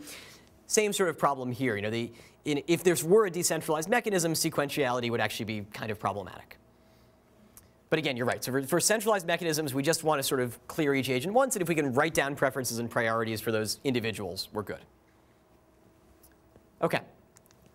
So Chicago, oh, sorry, I haven't quite gone there yet. So if we implement choice among public schools, we should be able to unlock the value of competition in the educational marketplace. Schools should compete for students. School choice will induce schools to educate, to be responsive, to be efficient, and to innovate. This is one of the other reasons that school choice has been pitched. Does it work? Well, we say that a mechanism respects improvement of school quality if when students rank the school higher, the school obtains a better set of students. So if you're a school, do you have an incentive to improve yourself? Answer, not too well. In general, with respect to your priority order. So if the priorities are, say, based on test scores, this means if you improve yourself, do you get students with higher scores? That's a lot of the places where they're talking about school competition, that's what they're talking about. So are the better students flowing to the schools that make themselves better, and thus, you know, for the sake of retaining happy teachers and whatever, the schools want to make themselves better off. There is some sort of utility production function assumption outside in the corner there. It can also just be more schools, and that's a little bit more general, because in a lot of these settings, the schools don't really have real preferences. It's stuff like walk zones and siblings, but it can mean you actually fill your roster, and so your school doesn't shrink. Yeah, that part I understood the quality thing was working, because I visualize white academies as filling their definition of school quality. I don't think much of it. White academies. I mean, one of the worries, obviously, about the schools is they define curricula or norms, et cetera, we can create, be segregating. No, that's right. So Stephen raises a good point that's sort of outside the scope of what this literature has thought about before. And very generally, I was going to touch on this as an open question that you guys should all be thinking about when we wrap school choice, but I'll do it now. We don't actually have a clue what these school choice mechanisms are doing to outcomes. We have a pretty good sense of what they're doing to like assignment outcomes. We know like how they've changed where the students are going. But we don't have a clue whether that makes the students actually, better in the world, whether we're accidentally sorting people into schools in some weird way that's hurting all of them. We don't think so. If you think back to this Patak-Sonmez, the first example of leveling the playing field, we tend to believe that these mechanisms are enabling the students who are disadvantaged to go to better schools. But we actually, we don't have an empirical understanding of what's happened. If you're interested in thinking about this, Patak and a lot of his colleagues at MIT have built an institution that's basically about trying to collect this data and really understand it. But that's right. So if you think that, schools might have preferences that are not socially optimal, then you might think school competition is bad because they compete to get students, maybe who are all exactly like their teachers or something, and then there's very little aggregate knowledge. There's no diversity or something like that. Yes? Just looking at aggregate data, do you see any differences in terms of school level outcomes, around the discontinuity when, let's say, Boston dropped one system and adopted another system? Because you should be able, yeah, there should be a visible discontinuity of some sort. I have not actually had access to any of this data myself, so I can't speak to it. My understanding from Parag is that the answer is yes. But I've not actually looked at the data myself because the licensing rules, looking at things like preference data is actually very, very, very touchy. And so you need to be closely connected to the system to be able to work with it. And they haven't produced any documents coming out of it yet. So I don't know exactly the state of the work. But my understanding is the answer is yes. So it's certainly known that lots of people changed their submitted preferences. And in the Chicago case, when they changed midstream, lots of people wrote in with new preferences. So there, at least, we saw people had been strategizing. I don't actually know what it did to the outcome. I don't know whether anyone has the original data other than Chicago itself. But it should be there. However, you can ask, for a sufficiently large market. So to come back really quickly, no stable mechanism respects improvements of school quality, and neither do Boston or top trading cycles. But you can ask, for a sufficiently large market, can they? Well, what's going on? Why don't these mechanisms respect school quality? I'm going to show you this because it's going to come up repeatedly, improvements of school quality. Well, here's what happens. So I have my first choice and my third choice, School Scott. And meanwhile, over here is, School Durlauf, and it has my second choice. Okay. Well, the reason it has my second choice is because he would rather go to School Durlauf. Suppose I improve myself. I add, a new swimming pool, and my second choice is like, oh wow, that's so awesome. I totally want to move to School Scott. Okay. Well, now he's just freed up a position at School Durlauf. And my first choice actually would rather go over here, and he moves. So now by getting my second choice, by improving myself in the eyes of the second choice, I've actually lost my first choice. Does everyone see how that can happen? Yep. Well, so sorry, I've made an assumption that he prefers School Durlauf. He's afraid of pools, exactly. Oh, no. So that assumes there's some change with the pool. Maybe he really wants to study social interactions, but Durlauf's already got a bunch of students, and so he's going to come and study market design with me instead. The second I steal one of Durlauf's students, he's like, oh great, I can finally go and study social interactions, and moves over there. Okay? And so there's this sort of iterating process where by bringing people to my school, I can free up slots at other schools, and then people might leave me to go to those other schools. This is the problem with trying to respect improvements of quality with stable matches in small markets. So this is right. This is under priority. No, legitimate question. So I've just represented this, making it sound like Stephen and I care about who's going to our schools. This is under but almost all of our discussion we've been talking about priorities. Here you want to think about students scored by test scores, and the schools have some. Maybe they're New York exam schools where they actually really specifically do care about the test scores, or maybe they're they have just some sort of general sense that if they get high-scoring students, then they're doing better. So all the schools have the same priority order, which is just driven by test scores. But do they get more from the government or something? Yeah, they might get more from the government. They might just have happier teachers, which means that they have fewer days of substitute teachers coming in. There's some external utility production structure that says they want high-scoring students. And so, yeah. I know that the JK, at least in California, they can't pay the teacher based on performance. Correct. That's often true. So I was thinking that they just don't. Oh, but so it's, even if you can't pay teachers as a function of student performance or student quality, or partially because you can't separate out input from output quality, teachers like having smart students, right? You know, many teachers would rather teach at a school where all the students are coming into class every day, prepared and ready to learn, than coming in once every 5 days and drugged up, right?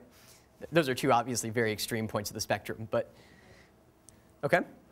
Yeah. So earlier we mentioned that a lot of the impossibility theorem problems reduce as people become more homogeneous in their preferences, either over institutions or over students. Mm-hmm. Now that they've introduced like the Gale-Shapley mechanism over in Boston, yep. And you've got actual data on people's preferences, how uniform are people's preferences looking? So, I mean, how big a problem are the impossibility theorems given people's observed preferences?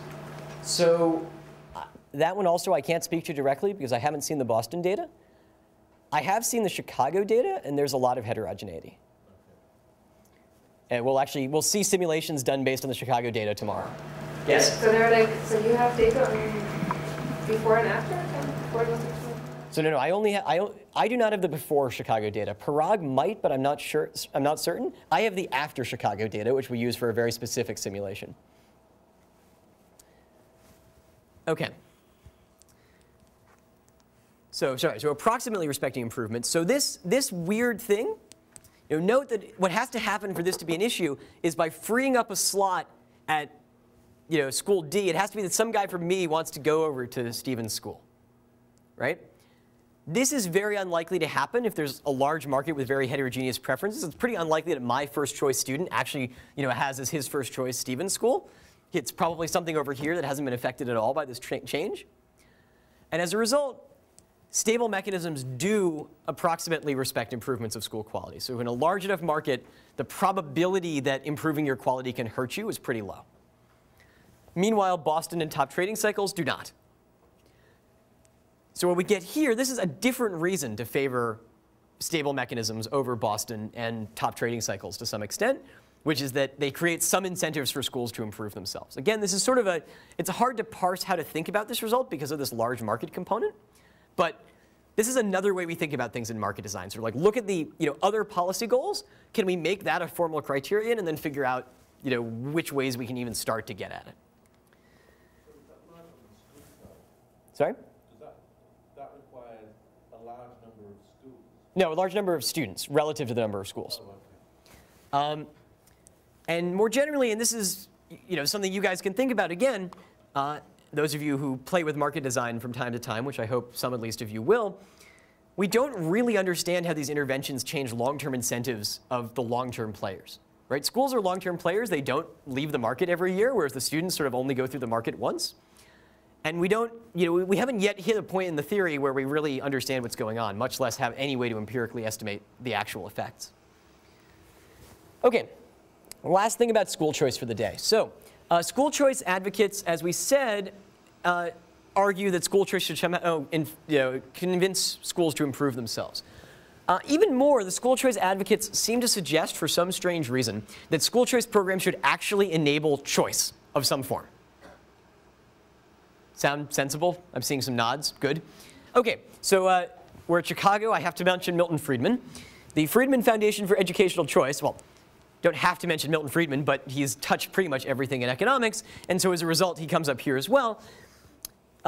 He was one of the earliest advocates of school choice and said, the point of school choice, this is if you go to About School Choice on the Friedman Foundation website, they describe it as a common sense idea that gives all parents the power and freedom to choose their child's education. And in fact, the next sentence is while encouraging healthy competition among schools. So they even, on one line, rank the choice aspect as being more important than the competition aspect. So that justifies my even more statement here, right? So a very, very recent paper suggests that some of these school choice mechanisms don't actually allow any choice whatsoever. So this is Caterina Caslamiglia and Antonio Morales, and I hope I didn't pronounce either of those two names too incorrectly. So they set up a very specific stylized model. So they have a couple of major assumptions. So first, large market. It has to be sort of a continuum-sized market, but that's not the biting assumption. Neighborhood priority. This is pretty important. So they assume that everyone has a neighborhood school, and the neighborhood schools sort of exactly hold as many students as live in their neighborhood. So there are exactly as many students as schools, and your neighborhood school, you can always go to if nobody else comes to your neighborhood. Okay? And then this is really important. So there's agreement as to the worst school. So this gets to the question earlier about what happens if there's a really bad neighborhood. Are people going to be able to get out? Well, it turns out, again, under these assumptions, neither the student optimal stable mechanism nor the Boston mechanism allow anybody out of the bad neighborhood. So they all end up with everybody going to their neighborhood school. That's kind of bad, right? So sort of no choice in school choice. Top trading cycles, meanwhile, by the way, does let people out, except what happens is all the kids in the bad neighborhood stay in the bad neighborhood, and the kids in the good neighborhood just trade around. So that doesn't look too good either. And another natural fix, so a great way to solve this problem. So what's the actual problem? What's going wrong? Well, so this large market assumption encodes a full support assumption on test scores. So some kids in the bad neighborhood score OK on tests, right? They don't all have the lowest scores. Well, now, suppose I have good neighborhood 1 and good neighborhood 2 in the bad neighborhood. If I have some students who live in good neighborhood 1 and I send them to good neighborhood 2, then I'd better also be sending some, there's some good neighborhood at least that I'm sending some students from the bad neighborhood to. Because if there's some test score that can get you into good neighborhood 2 from good neighborhood 1, there's got to be at least like one bad student who achieved that score. And everyone agrees the bad neighborhood's the worst, so that bad student would much rather go to good neighborhood 2, even if it's is second to last choice. Well, OK. But I assume that the neighborhoods were sort of exactly equal to the number of students living in, had capacities equal to the number of students living in the neighborhood. Well, that means there's got to be some student from the good neighborhood going to the bad neighborhood. All right, well, that's really problematic. The reason for that is that good neighborhood student has priority as neighborhood school. Right? You can always get into his neighborhood school because you have neighborhood priority. Your highest priority is the school where you live. And he'd much rather go there than the bad school because everyone just agrees that the bad school is the worst. So it must be that student, maybe he was from good neighborhood 7 up here, doesn't go to the bad neighborhood. He goes back to good neighborhood 7. And the whole thing unravels. And so none of these links could actually be formed. We can't send anyone from good neighborhood 1 to good neighborhood 2 because we'd be sending some people from the bad neighborhood there as well. And then we'd be sending some good kids to the bad neighborhood, a contradiction. Yeah. Does this generalize if you have like a continuum of quality of schools, or? Yeah, so there are a lot of ways in which this result does not generalize. Continuum of school quality. Even like a medium, right? Yeah, continuum of school quality, maybe not. It depends very heavily on this single bad school. Although it could be there are a bunch of really bad schools, and everyone ranks all of those in a big clump at the bottom.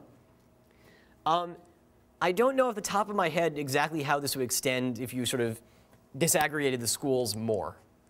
But the real robustness issue here, I think, is more a mixture of this binary neighborhood priority and the way in which this large market assumption is working with the bad neighborhoods. But nevertheless, the reason this is on the slide, I like this result because it shows us that there's something really careful we have to think about here, or something we have to think about really carefully here. Because even if the assumptions don't exactly hold, to a first order, we still have this problem that we'd like to move kids out of the bad neighborhoods. But if the good neighborhoods their kids only really want to trade with each other, it's going to be very hard to use sort of classical market mechanisms to move kids out of the bad neighborhoods. Right? Even if you think about this sort of as like a Chicago market sorting problem, it has that property. And so this is going to motivate things like affirmative action mechanisms. Where do we have this? Sorry.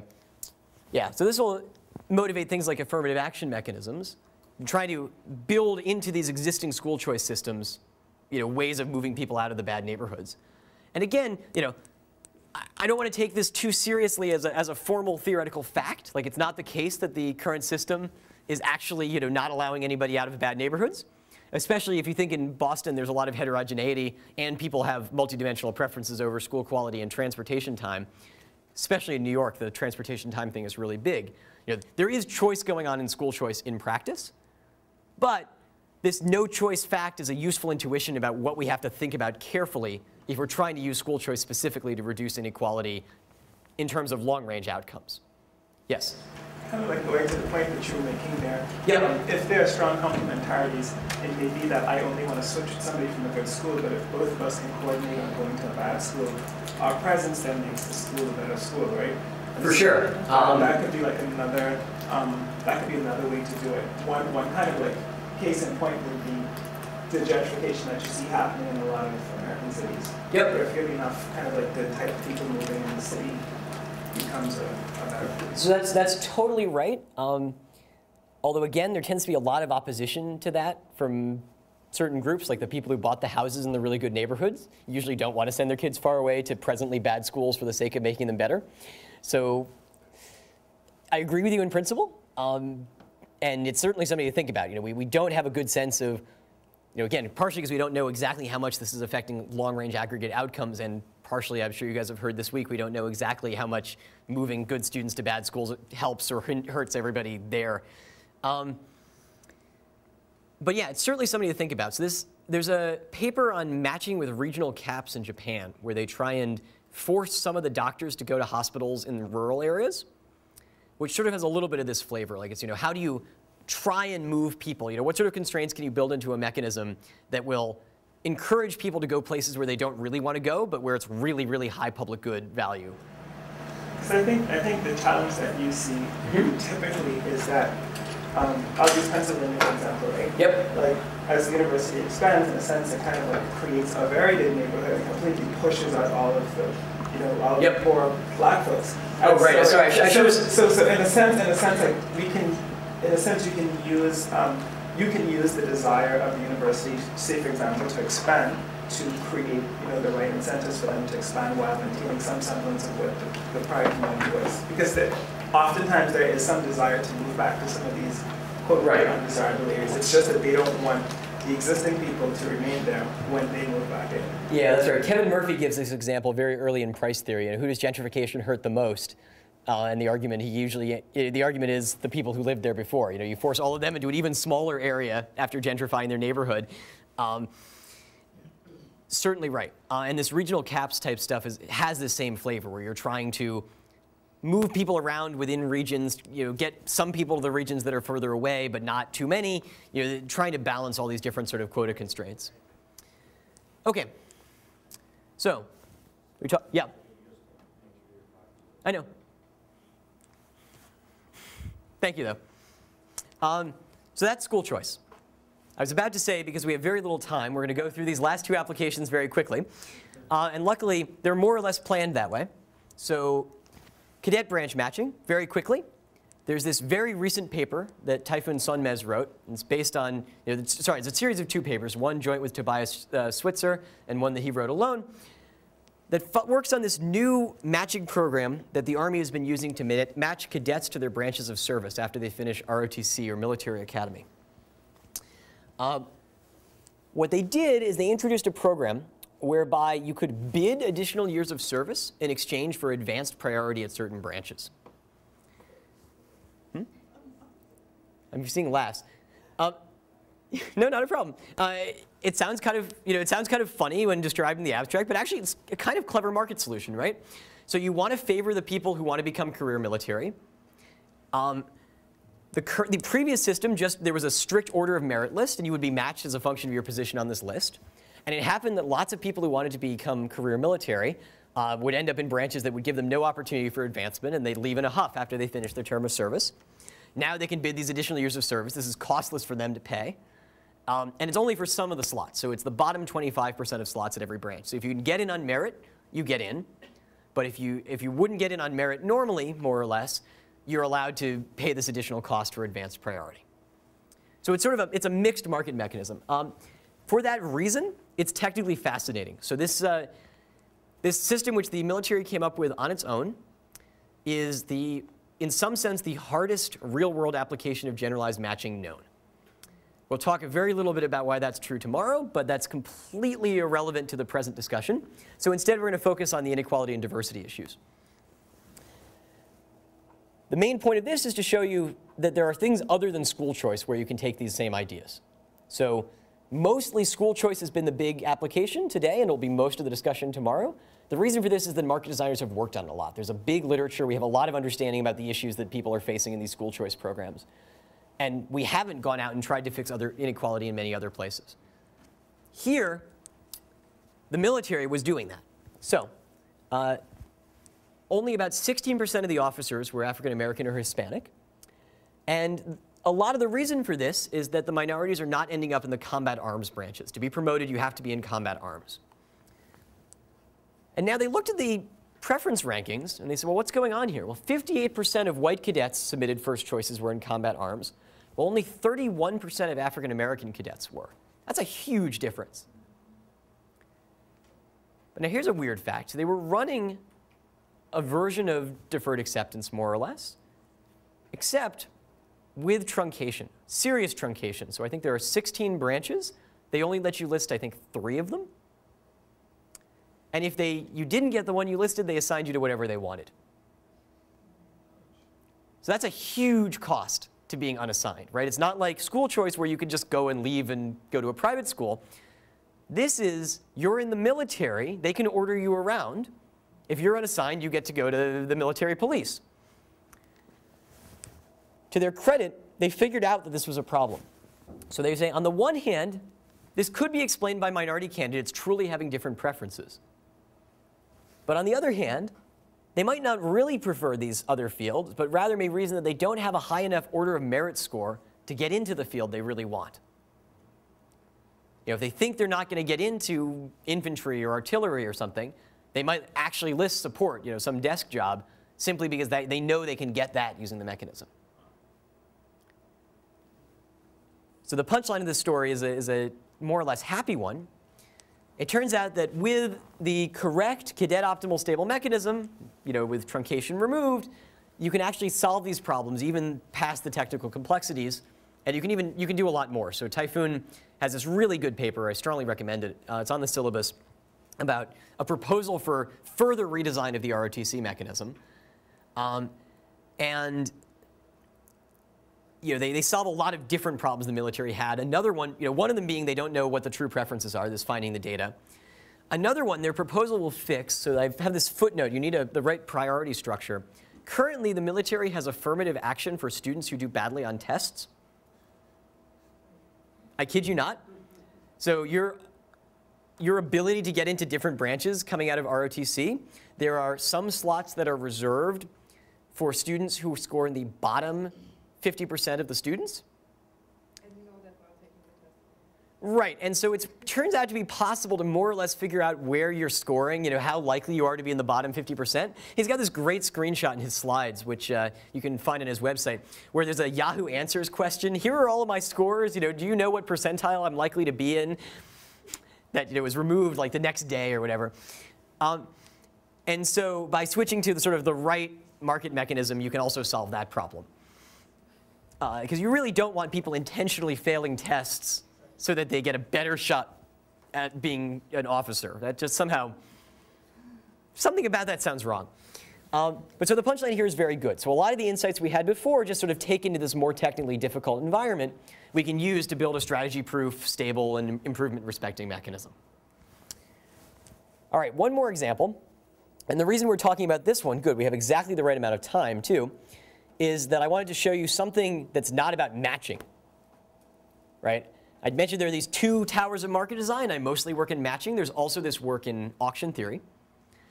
Here we're going to talk about eminent domain, which is related to auction theory, I claim. So there are 10 people. They own privately valued homes. I'm going to let you under the veil of ignorance. These are their values. They're actually 1 through 10, but Mr. 1 is over here, OK? All right, but veil of ignorance back down. You are now the government. You would like to buy the land and build a mall. Maybe you're a private developer. Maybe you're the government working with a private developer. Well, what can you do? Well, you only know the distribution of values. So you know that their values are distributed uniformly in this set 1 through 10, and you know therefore that the expected value is 55. So how are you going to get all of these homes? Well, first thing you could make take it or leave it offers of 1 through 10. So you just knock on the first door, say, hi, I'll give you 1. Knock on the second door, say, would you like 2? And you make it down the line, well, Mr. 1 over here just got this crazy windfall. You offered him 10 for his home, which is he values at 1. But everyone else slammed the door in your face. The probability of this actually allowing you to aggregate the land is, of course, 10 to the negative 10th. That doesn't sound so good. But now, what if you make take it or leave it offers? So if you give almost all the surplus to the owners, so you offer everybody 8, the probability that none of the values, there's no Mr. 9 or 10 in here who have values above 8, is actually still really low. It's like around 10%. And if you have a big community, you're not building a shopping mall, you're building a highway, it's basically 0. OK, so you can just ask the owners to tell you their values. So what's the problem there? Knocking on your, excuse me, I would like to buy your house. How much do you want exactly? Right, $1 billion. Right, so you'll never be able to do it for your 90. They'll try and eat up all the surplus. And so in practice, what happens is we just take the land. So the government has the power of eminent domain. You can take the land and pay everyone a just compensation value, which the courts have interpreted to mean the minimal possible market value acceptable for the land. That market value is often depressed by the fact that the government is both doing the assessment and paying the compensation. So first thing they'll do is declare the land blighted, all buildings condemned, no one's allowed to live there. And they'll say, wow, you're living in a blighted area. That's terrible, but sure isn't worth much to me. Here, have your $100. And sort of none of these sound like particularly good outcomes. And this eminent domain one in particular is used all the time against people who are not very sophisticated. Right? So you could actually go to court and challenge the assessment, but that's costly and it's hard. Right? It's fighting the government, in some sense, the government's own court. But meanwhile, if the government got rid of this eminent domain policy, they'd have holdout. So either they'd have individual holdouts with the self-assessment problem, or they'd have just sort of a completely legitimate holdout. There's some guy with a value too high for the take it or leave it offer. Right? The way you get around self-assessment is you make take it or leave it offers, but with very high probability, there's still someone in the development that has a high value. So in joint work with Glenn Weil, I've been thinking about how to try and build a system that promotes a fairer version of eminent domain using auction theory. So just very, very quickly, the buyer's going to have a private value for the plot. The sellers have private value for the land. Mechanism as a transaction procedure, the only thing that's interesting about this model is we have shares. We claim that it's easier to measure relative values than absolute values. So the government can go over and look at these farms and say, your farm is twice as big as the other. The aggregate pie, you get 2/3, your neighbor gets 1/3. That's the share. These, the closer they are to the true share, so the closer they are to the actual true share of the value, the better the protection of the sellers is going to be. So in fact, if they're perfect, no seller will ever end up giving up his or her land for less than his value. If there's some noise, then you might disenfranchise people a little bit, but not nearly as much as the current system. The ideal, you'd like mechanisms that are fully efficient, so you capture all gains from trade. Individually rational, that's again as it was before. No seller wants to walk out. So here, eminent domain is coercive. We can force the sellers to participate. You'd love them to voluntarily enter the mechanism. We'd also like it to be budget balanced. Unfortunately, as before, there's a major impossibility theorem. So Maleth and Postlethwaite have a very annoying but very good paper that says that these are all in conflict. Actually, they should already sound like they're in conflict from an earlier result of Meyerson and Satterthwaite.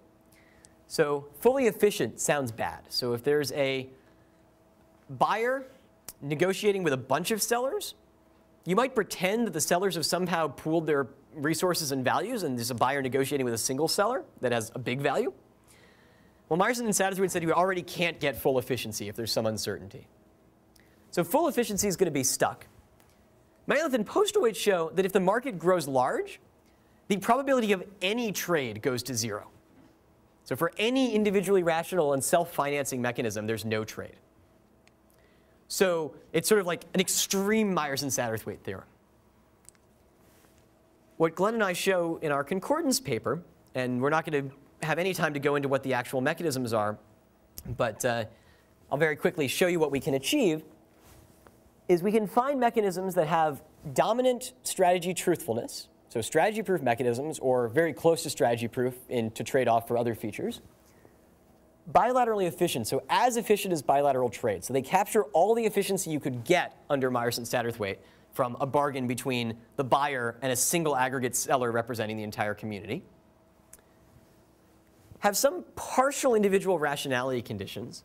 So the first, and this is the important one, is what we call approximate individual rationality. You're never forced to sell for less than your share of the of the offers that would be accepted if you weren't there. So if we imputed a new value of the aggregate plot by removing you and estimating the value of your land from other buyers or from other sellers' reports, that gives us some new value that doesn't depend on your report. You always get your share of that value.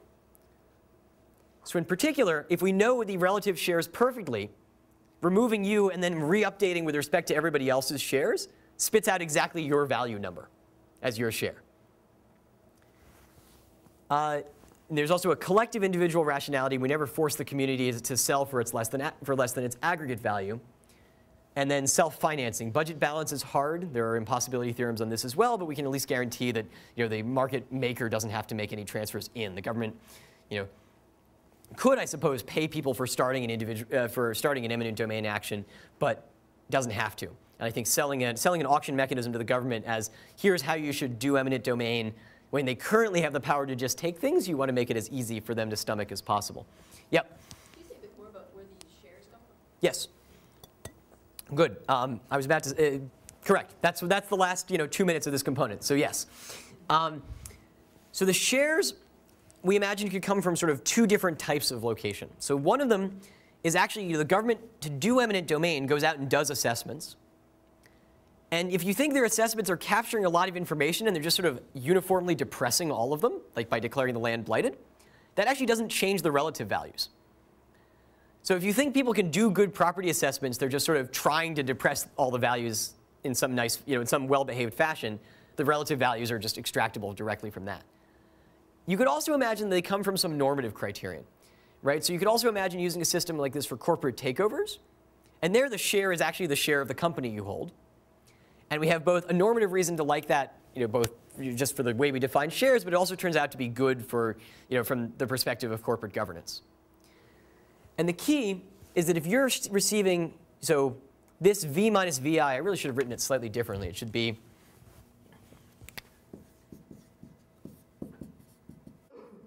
this. So this is the best estimate of the total of your impression of the value of everything, the whole plot, without your information. So everyone else's value minus yours, updated by everyone else's share, or upweighted by everyone else's share. And then you take your share of that. So if you plug in, V over the sum for both of these shares, this actually solves back out to be your value. So here we're sort of encouraging some, additional parity among the participants by imposing a constraint that says, nobody's disenfranchised too much. Sort of if all the community agrees that the land is worth in aggregate a large amount more, then the community won't sell unless everyone gets that amount. But someone who's wildly different from everyone else, you like your house and you're not going to sell it. You're Jacques in Jacques versus Steenberg. Nobody's taken a law and econ course taught out of Jacques versus Steenberg. OK, ask me afterwards. You're Jacques. You're not going to let anyone cross your land for any reason. And your neighbors really want to sell their houses because they're going to get 5 times their values. We'll allow the government to take your land and compensate you less than your value and pay everyone else a lot more than theirs. OK, so we have a paper where we explain how this works. Not going to go into that too much. But again, happy to talk about it afterwards. And that's pretty much our wrap for the day. Just really quickly, if you'll give me 3 more minutes, Stephen, I'm going to review the first couple of slides to make sure they actually stick in people's heads. If not, we can pause here. What's the payment? It's a good question. Yeah, right. So we could actually stand here and negotiate for 3 minutes instead. That might be a lot of fun. What? I get to hear 3 more interesting minutes of interesting stuff. No, you sure you guys don't want to spend the 3 minutes listening to me and negotiate with Stephen? All right, so market design. We're using economics and game theory to redesign institutions, different from a lot of economics. Okay? We've seen all of these different ways in which we think about the world. The big one is this engineering thing. There are impossibility results. They're all over mechanism design.